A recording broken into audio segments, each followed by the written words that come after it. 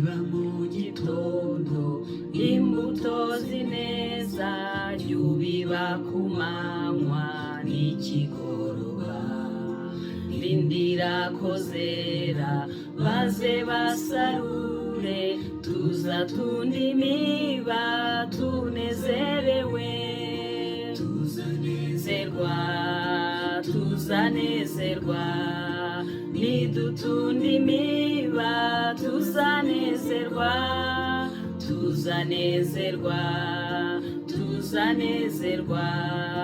nidutunda imiba tuzanezerwa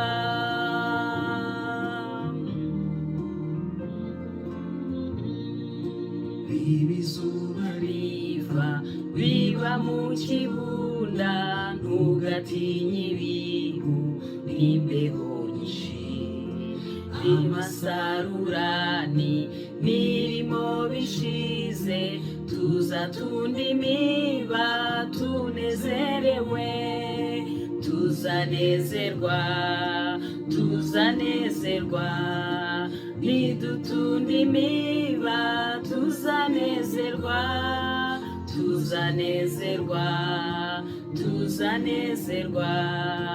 nidutunda imiba tuzanezerwa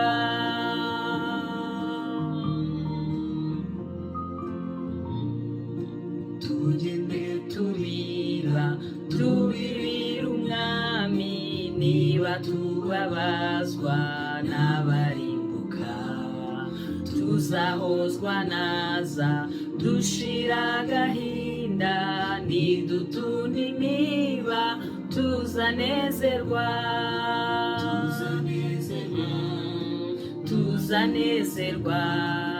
nidutunda imiba tuzanezerwa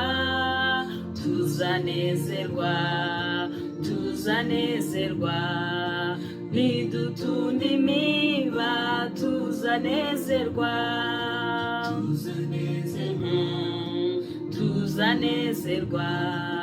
nidutunda imiba tuzanezerwa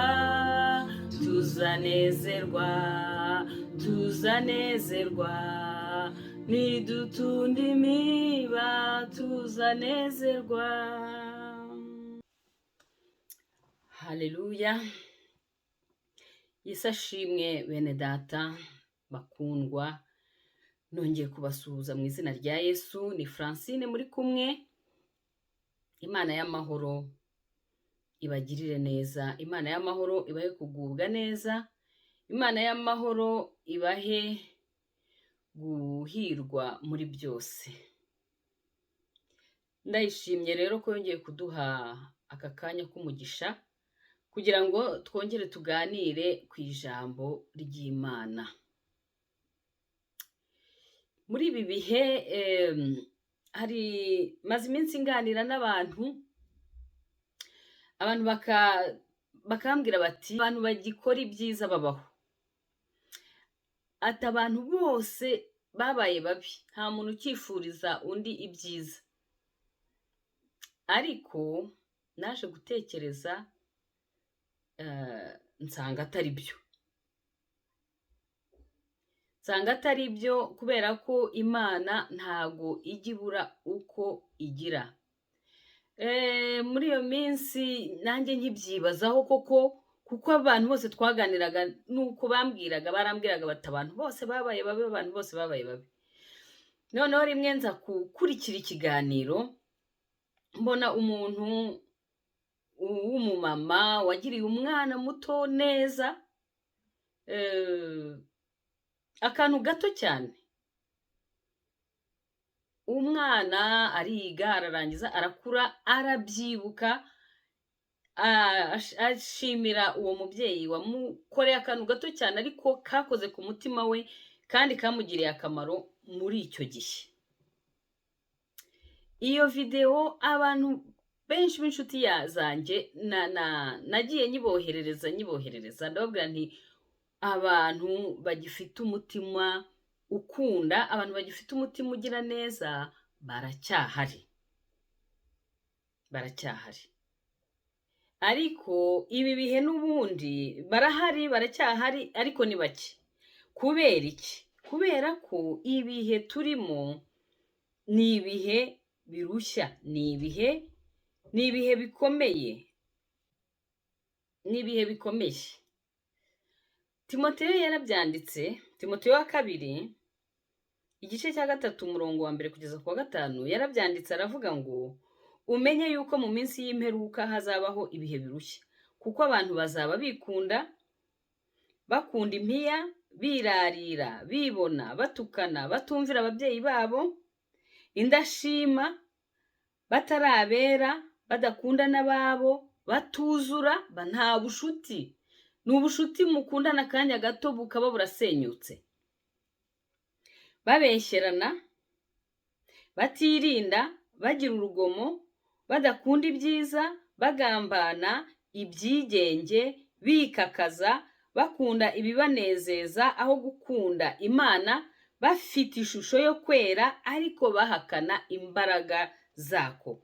Abameze batyo ujye ubatera umugongo. Ibi bihe rero Pawulo yandikiye Timoteyo, ibi bihe twabisohoyemo, nibyo turimo. Niyo mpamvu mubona ibintu byabaye bibi cyane, kubera ko rero ibyo bihe ngo bizaba bikomeye nyine, abantu bameze gutya nk'uko tumaze kubabona. Urukundo rwa benshi ruzakonja. Urukundo rwa benshi rero muri iyi minsi rwarakonje. Ineza yiturwa inabi. Umuntu wagiriye neza ahubwo ni we ubu wa mbere kukugirira nabi, ni we ubu wa mbere kukubabaza. Ariko ubwo nyine nanjye mbitekerezaho, numva umutima wanjye ubabaye. Imana yanshyize ijambo ku mutima rivuga ngo ntiducogore gukora neza. Ntiducogore gukora neza. Nubwo ugira neza hakaba abakwitura ibibi, ariko Imana yo mu ijuru izakugororera, kuko ntago ari ngombwa ko uwo wagiriye neza ari we ukwitura ineza yakugiriye. Ahubwo ijambo ry'Imana riravuga ngo icyo tubiba nicyo tuzasarura.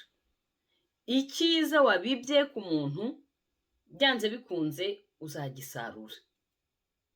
Reka rero dusangire ijambo ry'Imana, turasangira amagambo y'Imana 3, hanyuma tugende tuyaganiraho.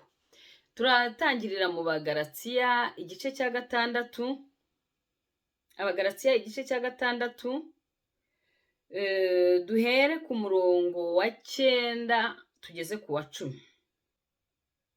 Abagalatiya 6 ku murongo wa 9 kugeza ku wa 10 haravuga ngo twe gucogorera gukora neza, twe gucogorera gukora neza, kuko igihe nigisohora tuzasarura.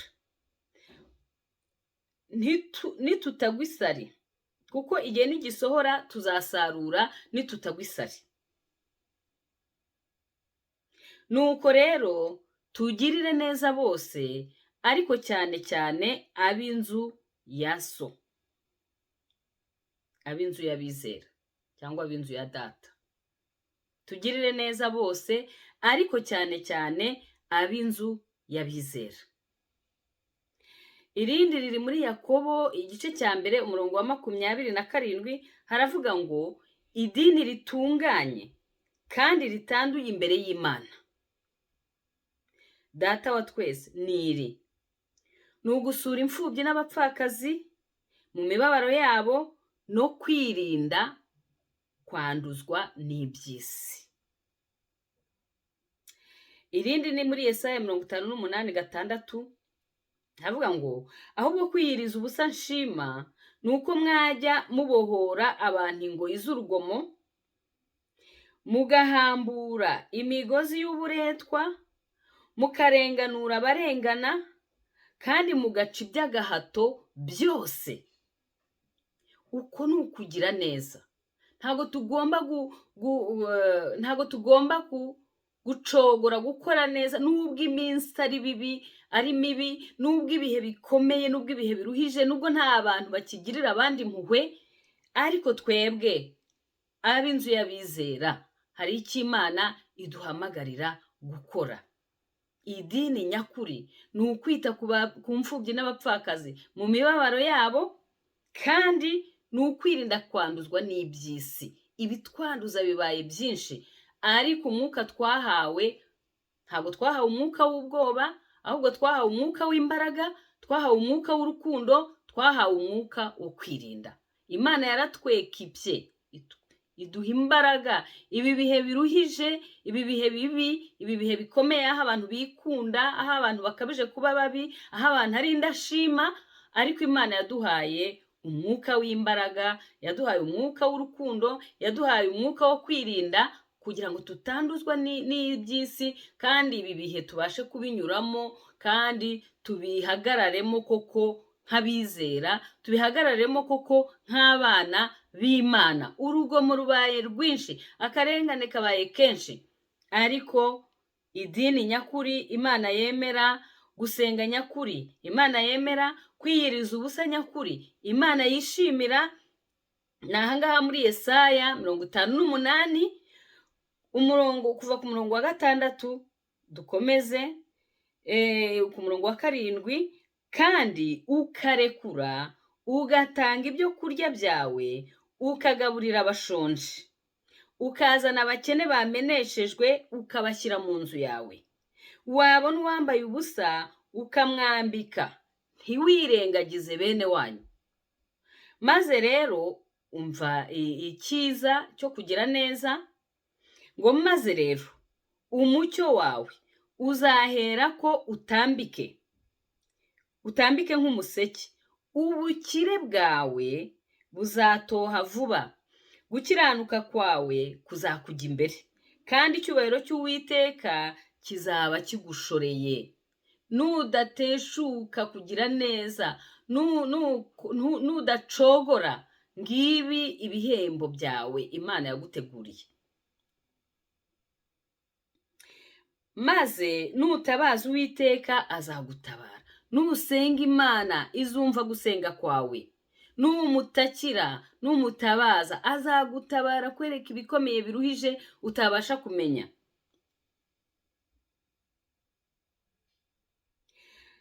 Nutaka azavuga ati ndi hano. Niwikuramo agahato no gutunga urutoki no kuvuga nabi.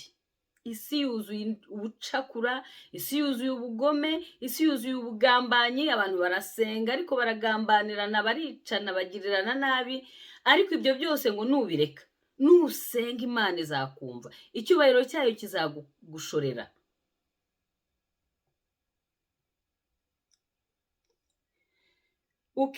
Umurongo wa 10, ukihotorera umushonji, ugahaza umunyamibabaro, umucyo wawe uzahera ko uvire mu mwijima. Abantu benshi turi mu mwijima kubera ko ntabwo dukora ibyo Imana yadusabye gukora. Imana igendera twiga ubwami bwayo, twabonye ko mu bwami bw'Imana harimo les lois et les principes.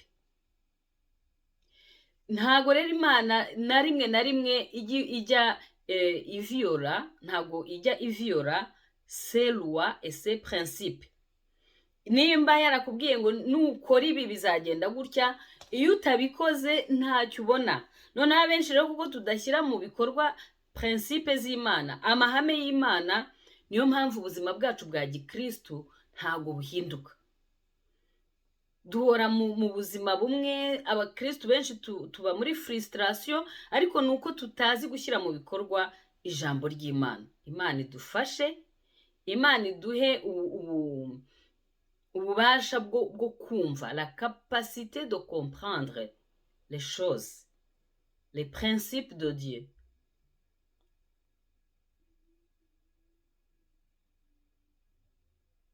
Kandi urwijiji rwawe ruzatamuruka habe amanywa y'ihangu. Iyo ushyira ijambo ry'Imana mu bikorwa, les principes de Dieu, ntucogore gukora neza, umwijima wo mu buzima bwawe uhinduka umucyo. Si uko ibiguhiga n'ibikurwanya bidahari, ariko Imana igushyira hejuru yabyo. Imana iguha ubutsinzi. Wa mwijima w'icuraburindi, Imana ikubera umucyo. Umurongo wa 11, Uwiteka azajya kuyobora azahaza ubugingo bwawe mu bihe by'amapfa, azakomeza amagufa yawe, uzamera nk'urutoki rwuhirwa, kandi uzaba nk'isoko y'amazi idakama. Turi mu butayu, ibi bihe tugezemo ni ibihe birushya, ni ibihe by'ubutayu, ariko nidushyira mu bikorwa le principe de Dieu, ntiducogore gukora neza, nubwo ibigaragara amaso y'abantu ari ibintu bikakaye biteye abana benshi b'Imana umwuma, ariko wowe kuko udacogoye gukora neza, Imana izakuhira, uzamera ngo nk'urutoki rwuhirwa, kandi uzaba nk'isoko y'amazi idakama. Amena.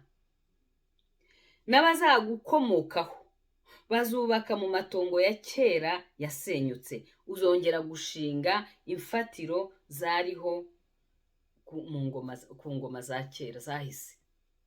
Murumva rero gukora neza, ntiducogore gukora neza, kuko mu gukora neza binezeza umutima w'Imana, kandi twebwe turi ingingo za Kristo, turi umubiri wa Kristo. Kristo ni umutwe, twebwe turi amaso ye, nitwe tumurebera, turi amatwi ye, nitwe twumva tumwumvira, turi amaboko ye, nitwe tumukorera, turi amaguru ye, nitwe tumugendera. Yaduhaye umunwa kugira ngo tuvugire ibiragi, tuvugire abatabasha kuvuga, tuvugire abadafite shinge na rugero, turenganura abarengana, dukura abantu mu ngoyi. Imana yacu idufashe, ntiducogore gukora neza, kuko nitutagwa isari tuzagira gute? Tuzasarura ibi tubonye muri Yesaya 58 kuva ku murongo wa 6 kugeza ku wa 12.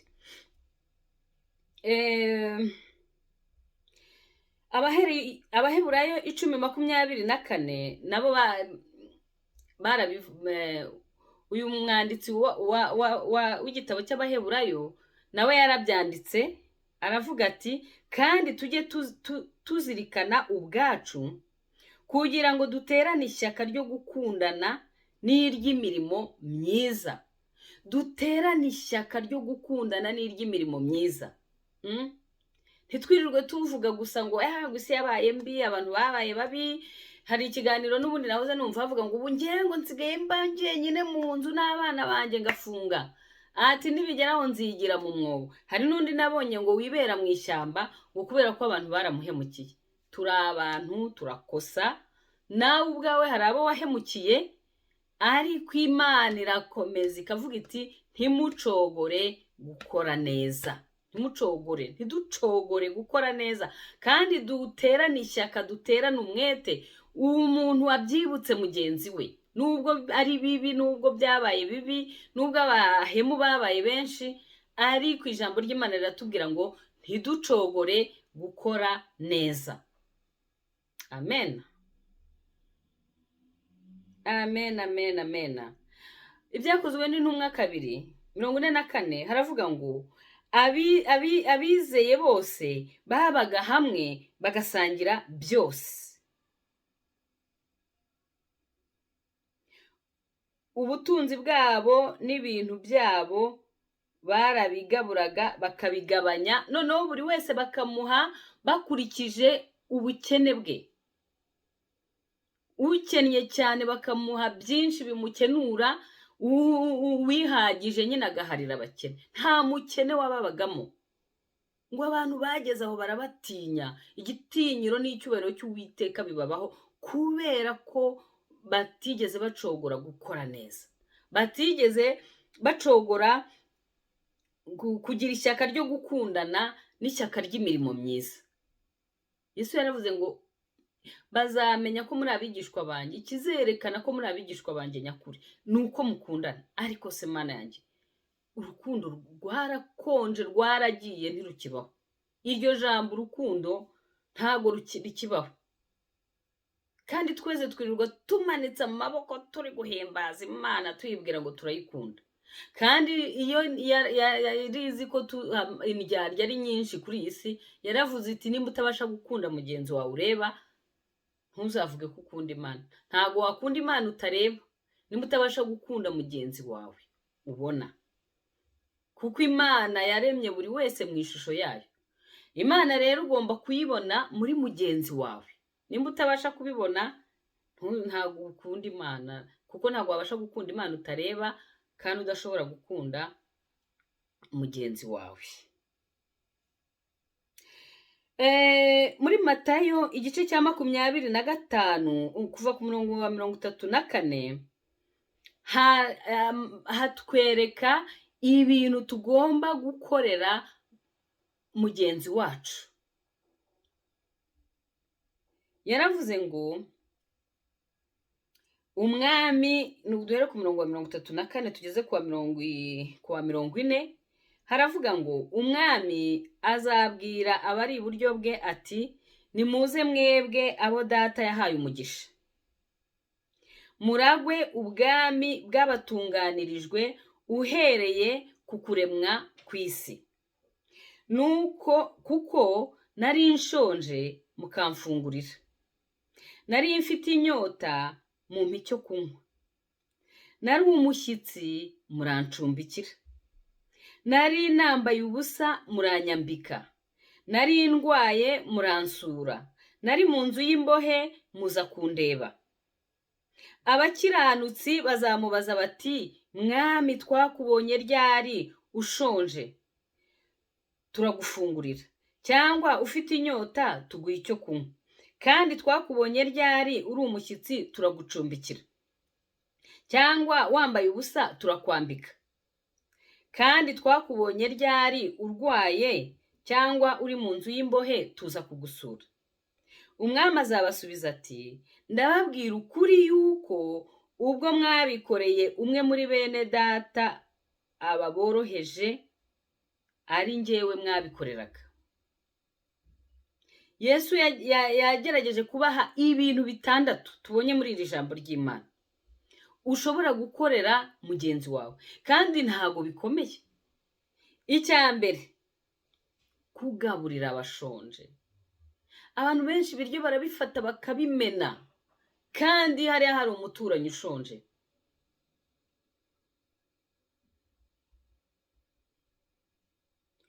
Guha icyo kunywa abafite inyota, gucumbikira abashyitsi.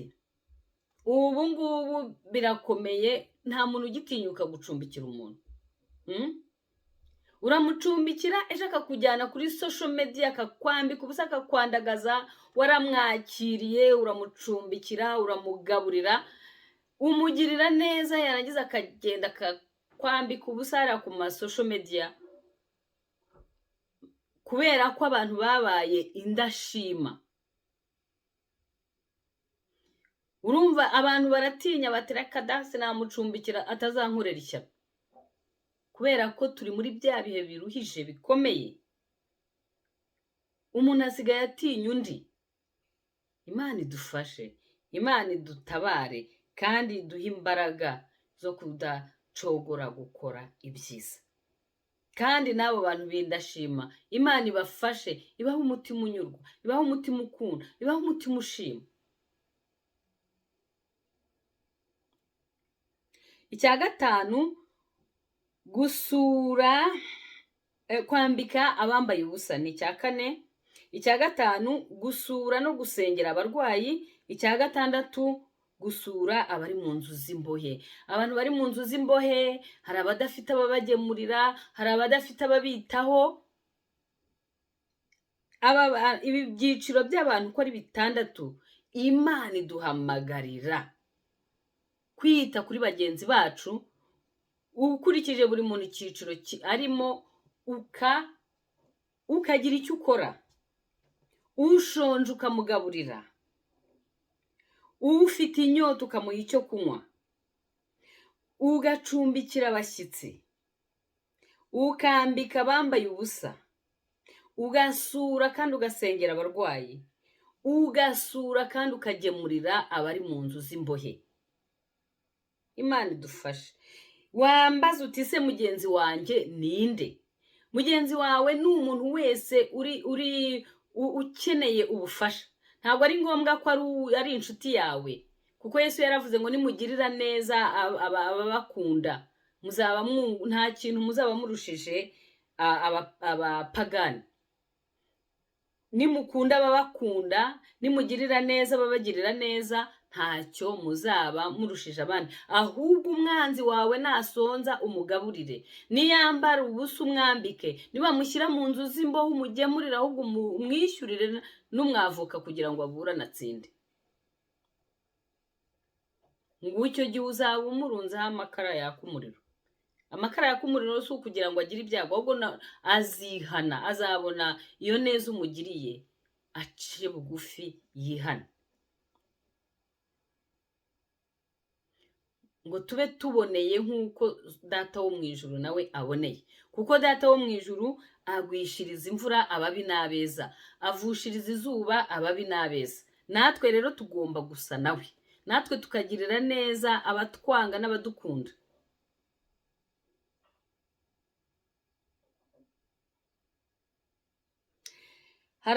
Yesu yasobanuriye uwari umubajije ngo mugenzi wanjye ninde. Ni hariya umugani w'umusamariya w'umunyembabazi muri Luka igice cya 10:25 haravuga ngo nuko umwe mu bigisha amategeko ahagurutswa no kumugerageza ati, mwigisha nkore gute kugira ngo ndagwe ubugingo buhoraho? Nawe aramusubiza ati, byanditswe bite mu mategeko, icyo usomamo niki? Yesu yadusigiye gusa amategeko 2: ukundisha Uwiteka umutima wawe wose, ubwenge bwawe bwose, imbaraga zawe zose, kandi ukunde mugenzi wawe nk'uko wikunda. Abisubiramo uyu nguyu. Arangije Yesu aramubwira ati, unsubije neza, nugenza utyo uzagira ubugingo. Nuko ku 29 ngo ariko uwashatse kwigira shyashya abaza Yesu ati, harya mugenzi wanjye ninde? Mugenzi wawe ninde? Ntabwo ari uwuzi gusa, ntabwo ari inshuti yawe. Umva uko Yesu yamusubije. Yesu aramusubiza ati, hariho umuntu wavaga i Yerusalemu amanuka ajya i Yeriko, agwa mu gico cy'abambuzi, baramwambura, baramukubita, barigendera, bamusiga ashigaje hato agapfa. Nuko umutambyi amanuka muri iyo nzira, amubonye arikikira aragenda. Umutambyi abona umuntu umerewe nabi waguye mu nzira, yiruka ajya mu rusengero, ajya gutegura amateraniro. Kandi Yesu ubwo niwe wari waryamye aho muri uwo muhanda, kuko Yesu yaturemye mu ishusho ye. Arakikira arigendera, ajya kumanika amaboko mu rusengero. N'umurewi ahageze nawe abigenza atyo, amubonye arakikira arigendera. Ariko umusamariya wari mu rugendo nawe amugeraho, amubonye amugirira impuhwe. Umusamariya Abayisiraheli, Abayahudi bamufataga nk'umuntu, nk'ikizira, nk'umupagani. Ariko niwe wagiriye impuhwe uyu muntu wari waguye mu gico cy'abambuzi. Aramwegera, amupfuka inguma, amwomoza amavuta ya elayo na vino, amushyira ku ndogobe ye, amujyana mu icumbi ry'abashyitsi, aramurwaza. Bukeye bwaho yenda idenariyo 2 aziha nyir'icumbi ati, umurwaze, kandi ibyo uzatanga byose birenze ibyo ngusigiye nzabikwishyura ngarutse.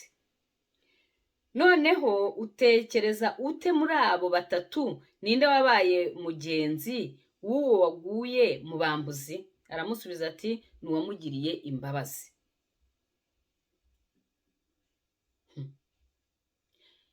Kangahe bene data dusengana bahera mu bitaro, babuze amafaranga yo kwishyura ibitaro, babuze amafaranga yo kwishyura imiti. Kangahe ubona mugenzi wawe yishwe n'inzara ntumugaburire, kandi wowe ngo witwa kuri umukristo. Ariko aba bameze nk'abasamariya aba twita ngo ni abapagani ngo akaba aribo bagira impuhwe ziruta abitwa ko bazi Imana. Imana idufashe, Imana idutabare, tugirire neza bose, ariko cyane cyane ab'inzu y'abizera. Ariko urumva habanje ngo tugirire neza bose, abuzi n'abutazi ubagirire neza.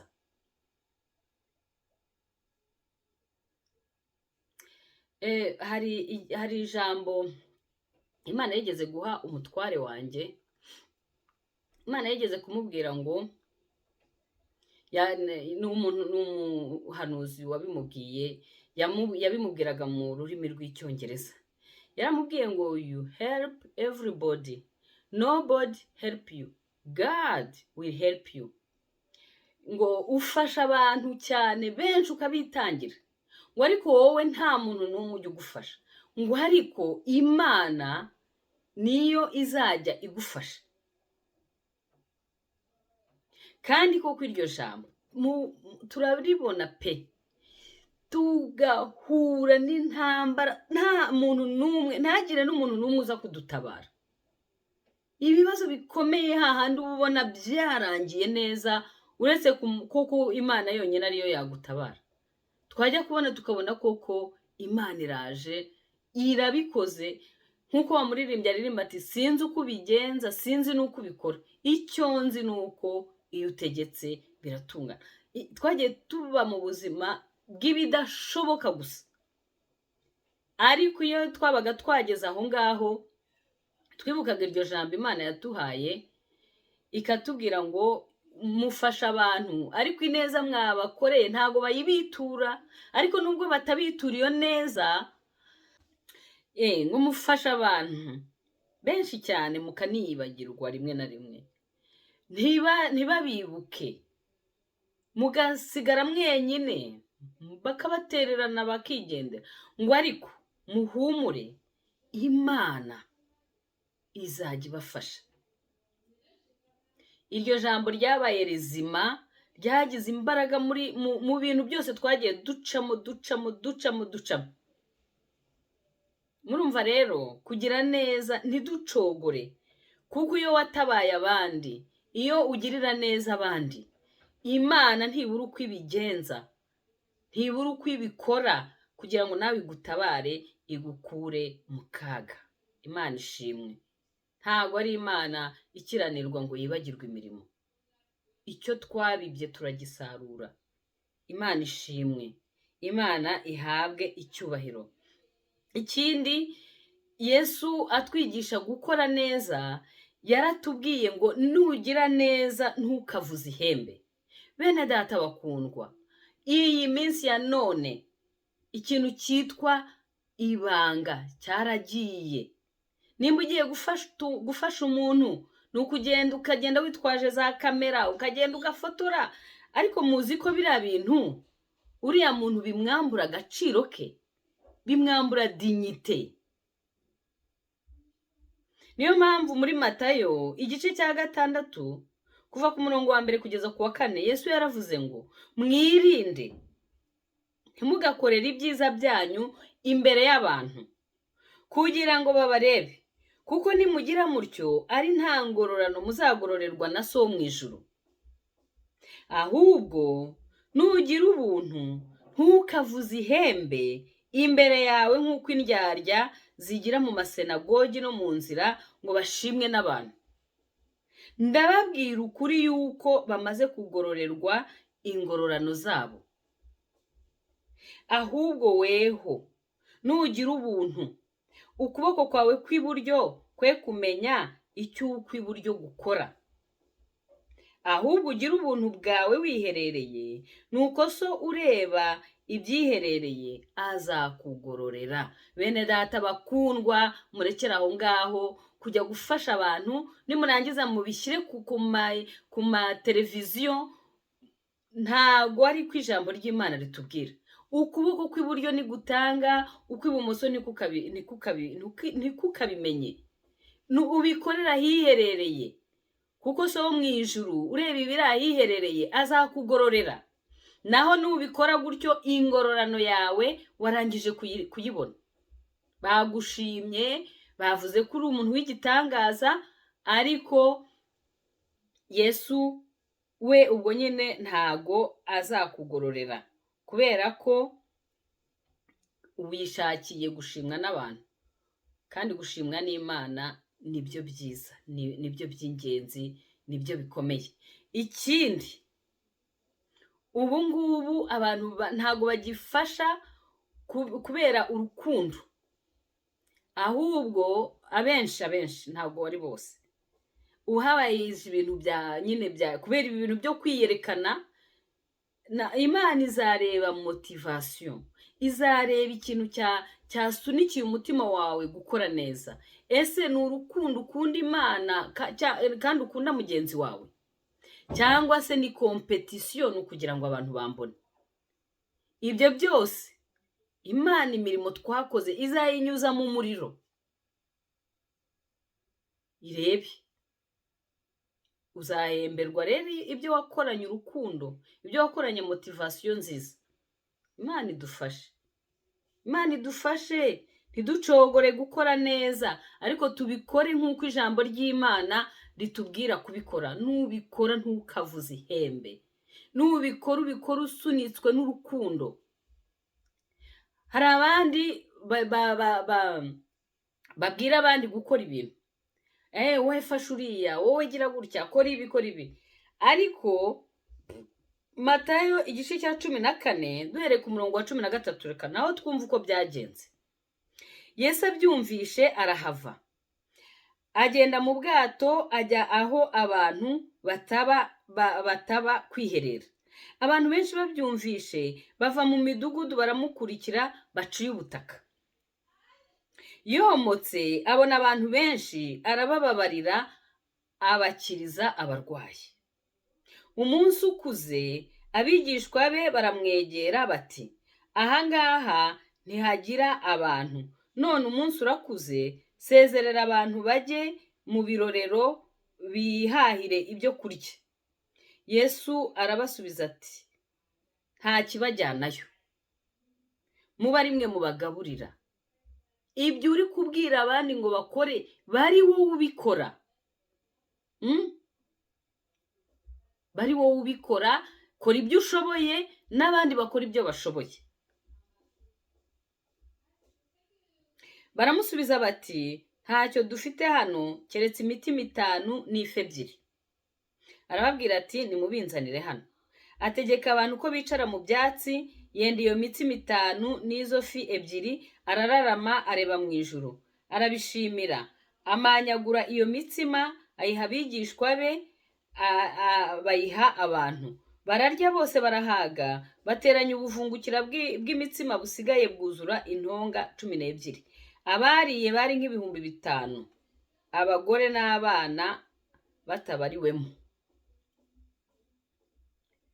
Urumva rero ntago hari icyo ufite gikoreshe kugira ngo nawe ugire neza.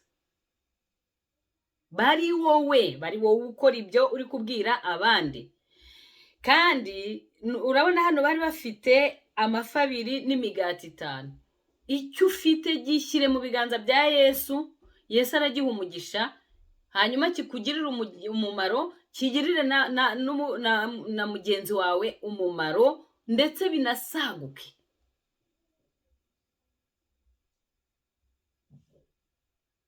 Imana ishimwe.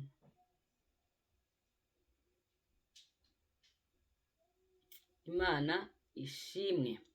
Ntiducogore gukora neza, ntiducogore gukora neza, ntitugendere kuri ibi bihe, ntitwemere ko bidusohoreraho, kuko twebwe turi abana b'Imana. Kandi iyi Imana iyo yavuze ikintu ibigira ngo nitubona bisohoye twebwe twe kubijyamo, kuko ubwo ni icyo gihe kigezweho. Unasaba Imana imbaraga uyibwira uti, Imana mfasha ibi bintu ntibinsohorereho. Iyo usenze Imana iragufasha, ikajya iguha kwihangana. Cyane najyaga nsenga nkabwira Imana nti, Imana ni rwose isengesho ryahoraga ku mutima wanjye. Hari abavuga ngo mugire wa mutima wari muri Kristo Yesu. Niryo sengesho nagiraga, nasengaga kenshi. Nkabwira Imana nti Mana mpa wa mutima wari muri Kristo Yesu. Imana yarambwiye iti umutima wari muri Kristo Yesu rwose ndawuguhaye. Ariko bene data bakundwa, umutima wari muri Kristo Yesu ni umutima ukunda abamwanga, ni umutima ukunda abamurojese, ni umutima ukunda abamugambaniye, ni umutima ubabarira. Nguwo umutima wari muri Kristo Yesu. Ibyo dusenga rero Mana yanjye,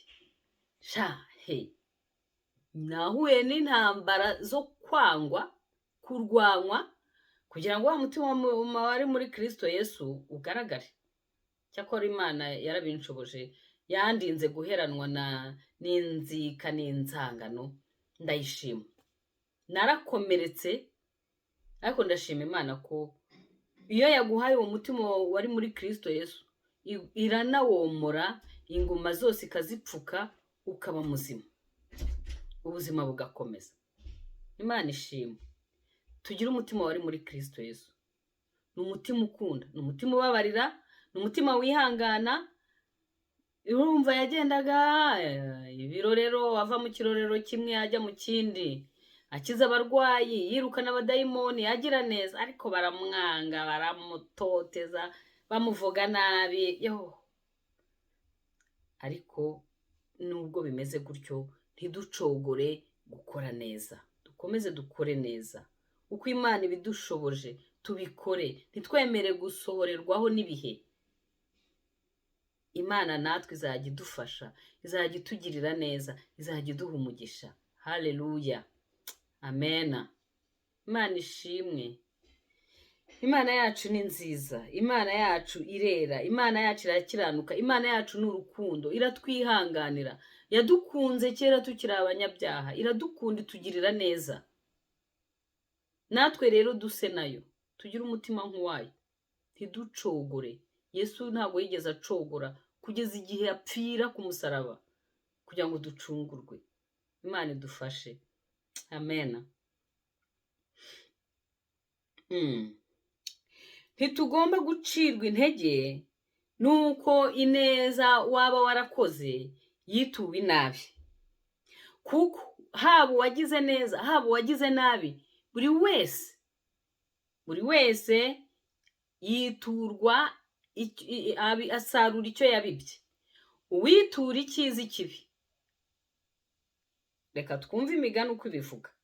Imigani 11:25 haravuga ngo umunyabuntu azabyibuha. Umunyabuntu azabyibuha, kandi uvomerera abandi nawe azavomererwa. Reka baraho mpera. Hari ikindi iryo nashaka kuvuga riri mu migani, ndumva ari 11:17.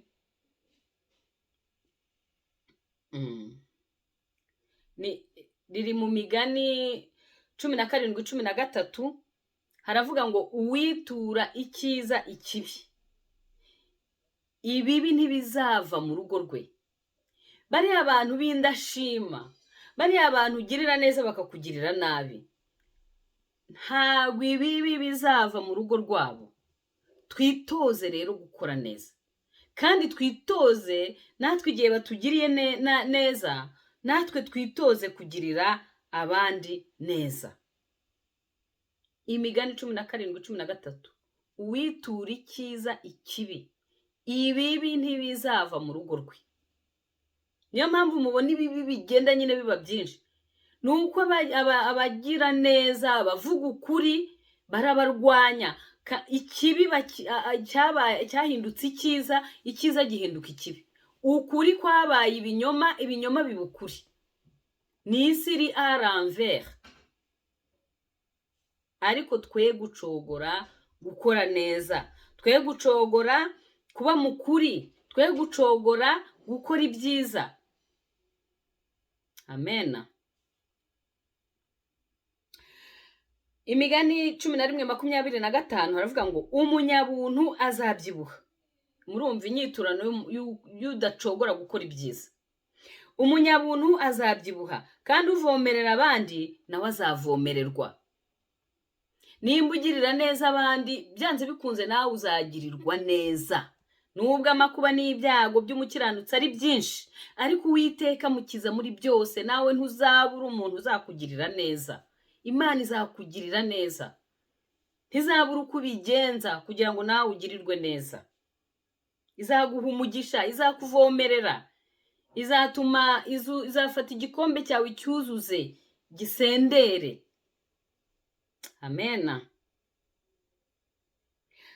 Naho umubwiriza 11:1 aravuga ngo nyanyagiza imbuto yawe ku mazi, kuko igihe nigisohora uzayibona hashize iminsi myinshi. Ntiducogore gukora neza, nukubiba, nugutera imbuto. Ibyo uzabiba uzabisarura. Nyanyagiza imbuto yawe ku mazi, kuko igihe nigisohora uzayibona hashize iminsi. Icyo wabibye uzakibona. Nubiba ibyiza uzasarura ibyiza, ariko nufata ibibi ukabyitura ibyiza wakorewe, ibibi ntibizava mu rugo rwawe.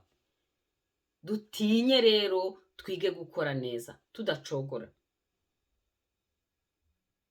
Abaheburayo 6:10 kuko Imana idakiranirwa ngo yibagirwe imirimo yanyu n'urukundo mwerekanye ko mukunze izina ryayo, kuko mwakoreraga bera nanone mukaba mukibakorera. Iyo dukora ibyiza tuba twerekana ko dukunze izina ry'Uwiteka Imana, kandi iyo Mana ngo ntabwo ikiranirwa ngo yibagirwe imirimo. Ibyo twakoze tubikorera bera ku bw'izina ryayo izatwibuka, izatugirira neza. Imana rero ishimwe. Ntiducogore gukora neza. Haleluya. Amena. Ahandi muri Esiteri 6:1 naho hatubwira ukuntu Moridekayi yari yaratumye umwami batamwica. Abantu baramugambaniye, bamaze kumugambanira Moridekayi arabadenonsa. Noneho igihe Hamani yari yamugambaniye, bagiye kumumanika ku giti, ya neza yagiriye umwami yo kumuburira ko bagiye kumwica, iryo joro ngo Imana ibuza umwami ibitotsi. Esiteri 6:1 iryo joro umwami abura ibitotsi, niko gutegeka ko bazana igitabo cy'ubucurabwenge bagisomera umwami. Basanga byaranditswe yuko Moridekayi ari we wareze abagabo 2 bo mu nkone z'umwami zarindaga irembo, Bigitani na Tereshi, yuko bashakaga kwica umwami Ahasuwerisi. Umwami arabaza ati, mbese uwo Moridekayi hari ishimwe cyangwa icyubahiro yahawe bamwitura ibyo? Abagaragu b'umwami babahereza baramubwira bati, oya, birakomeza. Nibwo yavuze ati, ahubwo ushaka kumumanikisha niwe wari uri mu irembo. Baramuhamagara rero, avuga ibyo agomba gukorerwa uwo muntu wagiriye neza umwami. Agira ngo niwe bari bubikorere, kuko yumvaga ari icyegera cy'umwami, akumva ko ari ukunzwe ku mwami. Arabirondora ibyiza byose, arangije ati, ibyo byose uko ubivuze genda ubikorere Moridekayi. Wa wundi yari ategereje ko bamumanika ku giti, tigenda ahubwo aba ari wowe ugenda umutambagiza uvuga uti dore uko bagenza uw'umwami akunze. Haleluya. Murumva rero Imana ntabwo yibagirwa. Naha ngaha Imana yabujije umwami bitotsi kugira ngo Moridekayi atabarwe, kuko nawe yari yaratumye umwami adapfa. Nawe Imana imukiza icyo giti Hamani yari yamushingiye. Urumva ineza ntago ihera, kuko Imana yacu ni y'ukuri kandi niyo kwizerwa, ntago ikiranirwa ngo yibagirwe imirimo twakoze ku bw'izina ryayo. Ahandi ni muri Samweli wa 2 igice cya 9 murabizi nabwo Dawidi ukuntu yavuze ati se hari umuntu wo mu muryango wa Sawuli waba warasigaye ngo mugirire neza, kubw'ineza Yonatani yangiriye. Ineza tugira igera no ku rubyaro rwacu, de generation en generation. Ibyiza wakoze abana bawe bibagirira umumaro no mu myaka izaza. Ntiducogore gukora neza.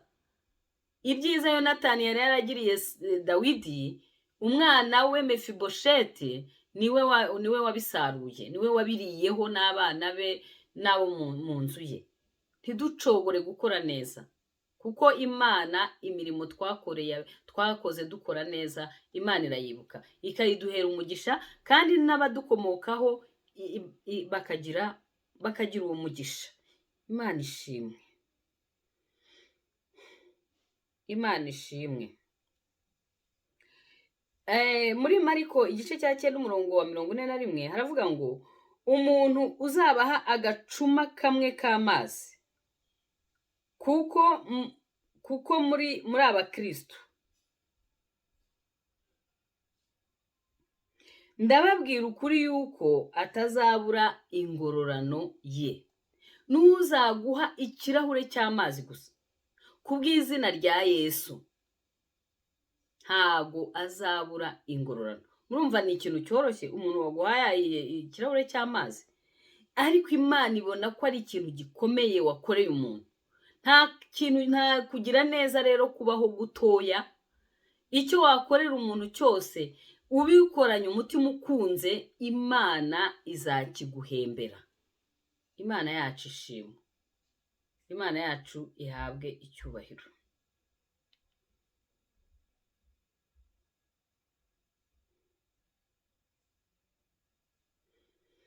Haleluya,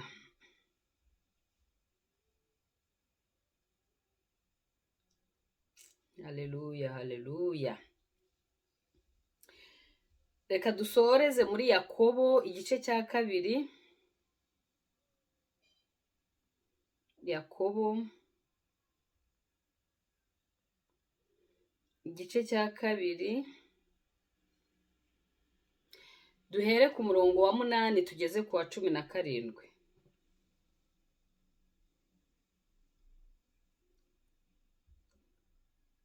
Haravuga ngo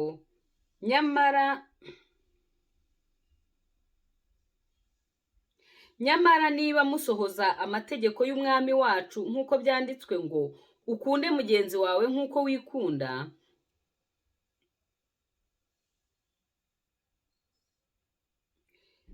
nyamara niba musohoza amategeko y'umwami wacu nk'uko byanditswe ngo ukunde mugenzi wawe nk'uko wikunda, muba mukoze neza. Ariko niba murobanura abantu ku butoni, muba mukoze icyaha, mutsinzwe n'amategeko y'uko mwacumuye. Umuntu wese witondera amategeko yose agasitara kuri rimwe aba yacumuye rwose. Kuko wavuze ati ntugasambane, niwe wavuze ati ntukice. Nuko rero nudasambana ariko ukica, uba ucumuye amategeko yose. Muvuge kandi mukore nk'abajya gucirwa urubanza n'amategeko atera umudendezo.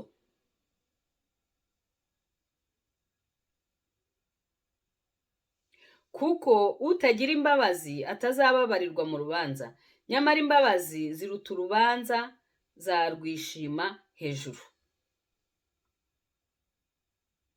Mbese bene data, byavura iki niba umuntu avuga yuko afite kwizera, nyamara akaba ari nta mirimo akora? Bene uko kwizera kwabasha kumukiza? Cyangwa se hagira mwene data w'umugabo cyangwa w'umugore wambaye ubusa kandi akaba abuze ibyo kurya by'iminsi yose, maze umwe muri mwe akamubwira ati genda amahoro ususuruke uhage, ariko ntumuhe ibyo umubiri ukennye, byavura iki? Uko niko kwizera kudafite imirimo, ahubwo kuri konyine kuba gupfuye. Twakijijwe kubw'ubuntu kubwo kwizera, ntabwo ari imirimo kugira ngo hatagira uwiyemera, hatagira uwirarira. Ariko iyo tumaze kwizera, kwizera kwacu kugomba kurangwa n'imirimo. Hari imirimo rero Imana yaremeye muri Kristo Yesu kera ngo tuyigenderemo. Iyo mirimo tugomba kuyigenderamo kugira ngo kwizera kwacu kube kuzima. Nawe uvuze ngo urizeye gusa ntubyerekanishi imirimo, uko kwizera kwawe kuba gupfuye. Kandi hano ijambo ry'Imana ryatubwiye ko ku murongo wa 8 havugaga ngo nyamara niba musohoza amategeko y'umwami wacu nk'uko byanditswe ngo ukunde mugenzi wawe nk'uko wikunda, muba mukoze neza. Ukunda mugenzi wawe nk'uko wikunda ni ukumubona ashonje ukamuha icyo kurya, ni ukumubona yambaye ubusa ukamwambika, ni ukumubona yameneshejwe yabuze aho arambika umusaya ukamucumbikira, ni ukumubona afite inyota ukamuha icyo kunywa, ni ukumusura mu nzu y'imbohe, bya bindi byose twabonye muri Yesaya, guca agahato, guca imanza zitabera, kurenganura abarengana, kuvugira abatagira shinge na rugero, kuvugira abatagira kivugira, kurengera abatagira kirengera. Imana yacu idufashe ibidushoboze, tubibe mu gitondo, tubibe ku manywa, tubibe nimugoroba, imbuto z'ineza. Nidutunda imiba tuzanezerwa. Nubwo kubikora bisaba ikiguzi, ariko nidusarura iyo neza tuzanezerwa. Imana yacu rero idufashe, iturinde gusorerwaho n'ibi bihe biruhije, ahubwo wa mwuka w'imbaraga, wa mwuka w'urukundo, wa mwuka wo kwirinda twahawe adufashe kugira ngo tubashe kurenga ibi bihe, hanyuma dukora ibyo Data ashaka kandi yishimira. Kadusenge. Mwami wacu turagushimye kandi turaguhimbaje. Turagushima kuri Imana yuzuye urukundo, turagushima kuri Imana yuzuye imbabazi. Ijambo ryawe riratubwiye ngo ntiducogore gukora neza, nubwo ibihe biruhije bihari, ibihe byabaye bibi, abantu barikunda, abantu n'indashima, abantu ntibakunda babo, abantu barabeshya, barirarira. Ngo kubera ibyo bihe ngo urukundo rwa benshi ruzakonja. Mana rero turagusabye kugira ngo uturinde gusorerwaho n'ibyo bihe, utwuzuze urukundo rwawe, utwuzuze imbaraga zawe, udukomeze Mana, uturinde gucogora mu izina rya Yesu. Mana ndakwereka abantu bose batarakumenya kugira ngo bagenderere Mwami, ubiyereke umwuka wawe wera, abaguhishurire bakumenye wowe Mana y'ukuri, kandi bizere n'uwo watumye ari we Yesu Kristo. Mu izina rya Yesu Mana nkweretse imfubyi, nkweretse abapfakazi, nkweretse abakene, nkweretse abashonje, nkweretse abari mu nzu z'imbohe, nkweretse abarengana kugira ngo barenganure. Mu izina rya Yesu nkweretse abababaye kugira ngo bahoze, nkweretse abacitse intege kugira ngo basubizemo imbaraga. Mu izina rya Yesu urakoze. Amen.